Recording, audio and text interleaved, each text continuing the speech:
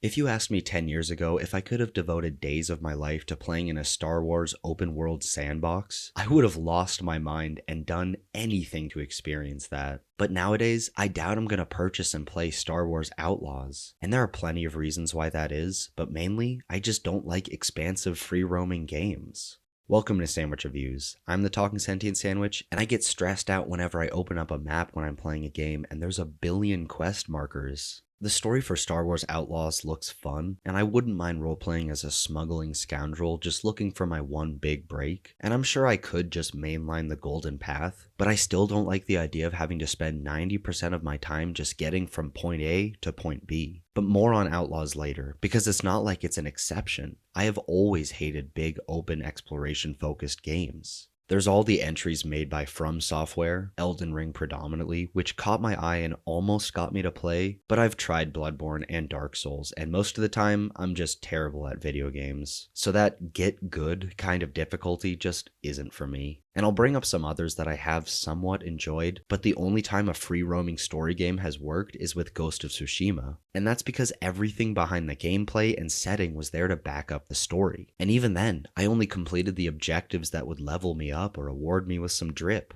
I just ignored the rest. I have played and beaten Breath of the Wild, but that was only possible by logging on for a couple of hours, completing a few shrines, killing a few dozen enemies, then logging off and not thinking about it for a week. It took me months before I'd completed all the shrines and felt I was ready to fight Ganon. And I only did that because I had sunk so much time into the game, I figured I had to. And of course, I unlocked every bar of stamina first just so that I could move quicker. But even with full stamina, and even after I got one of the fastest horses, it still took forever to get to an objective. And I know that was part of the gameplay, but I don't enjoy that. The developers riddled the path with different objectives to find and complete, but to me, those were only distractions. I know that I'm technically playing it wrong and I need to get into an explorer's mindset, but it's hard to do that when all I want to do is walk across a field, yet it takes 20 minutes just to do that. And by the time I did get to the credits for Breath of the Wild, there was still an infinite amount of activities and puzzles to do, which for some people is perfect, but I never felt like going back and playing because I had beaten the story, and in my eyes, I was done. So right after that, I got Tears of the Kingdom instead and chose to play the next story. And I planned on beating it the same way I did with Breath of the Wild, but I put it down a half a year ago and just haven't gone back. I know if I pick it up, I'll have fun with it, but I just haven't because I know the moment I do, I'll end up devoting upwards of 60 hours of my life to it, and I don't really have that kind of time. Red Dead Redemption 2, and to a lesser extent 1, has the same issue, but at least in that there are beautiful graphics to be mesmerized by. Both are Rocksteady Grand Theft Auto roleplay style games, and some people love designing outfits for themselves, needing a different outfit for every temperature, but that's not for me. Don't get me wrong, I'm a big fan of customizable characters, but once I find the right combination of cosmetics, I don't like to change them. It is possible to switch stats from one cosmetic to another in a lot of recent games, but that's not true for everything.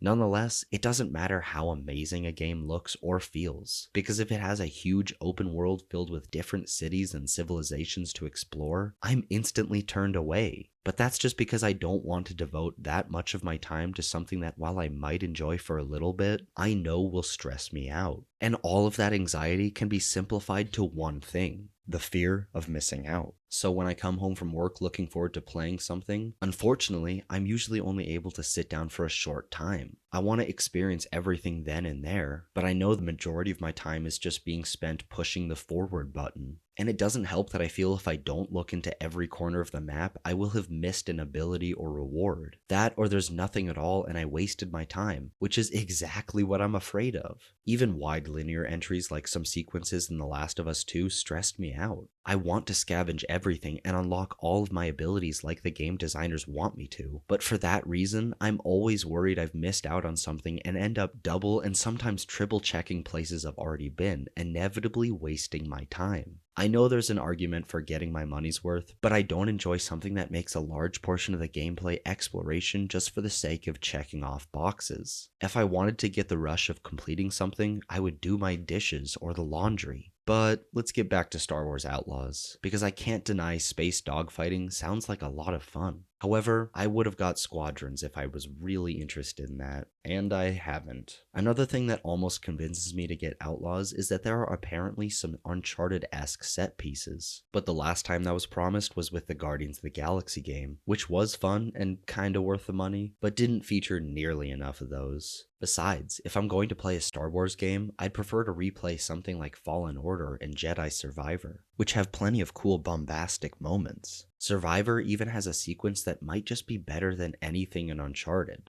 Maybe. And playing as a Jedi with the Force and a lightsaber is just fun. But regardless of that, I just want a linear narrative. When the game gives me a choice between a left or a right turn, I have to choose one and try to remember where the other option was. Sometimes the game gives you tools to remember, but you still have to remember its existence, or you might miss out on what's there. Again, the fear of missing out. And along those lines, I'd much rather experience a quick, linear story. Spider-Man Miles Morales was still set in a big open world, but getting around was fast-paced and fun, and the story even more so. Uncharted Lost Legacy's success paved a way for that, and personally, I would love to see a bunch more titles given this treatment. Definitely don't make me pay full price, but I'll throw a studio $40 for a 10-hour game any day. Though it doesn't quite fit the mold and seems to be a lot longer than that, Black Myth Wukong looks like it's the perfect game for me, and you know what? I'm definitely gonna get it. I just haven't yet because I currently don't have $60 to spare. And obviously, I can't end the video without bringing up God of War, which is technically open world from when you get to the Lake of Nine onwards. But I barely consider it one just for how much effort went into it all and how well written the dialogue for every minuscule interaction was. So I suppose if the side quests are given just as much importance as the main ones, and it feels necessary to experience the full story between the characters, then I'm fine with it. That's something Spider-Man 2 does phenomenally. And in Spider-Man, getting around is quick and fun. So when I'm playing a game, don't make me spend all of my time traveling. Perhaps it could be fun to race across the map with a speeder bike in Outlaws, or mow down countless stormtroopers, but I can't imagine that fun will last over 30 hours, especially when that's all spread out over at least 5 expansive maps that still take filler to travel between, though that filler is infinitely better than something like Starfield. But I am curious if you're excited about Star Wars Outlaws. If you're watching this in the future and you've already played it, what did you think of it? Leave a comment and let me know. And as always, thanks for watching. Make sure to leave a like, subscribe for weekly video essays and reviews, and enjoy a delicious sandwich.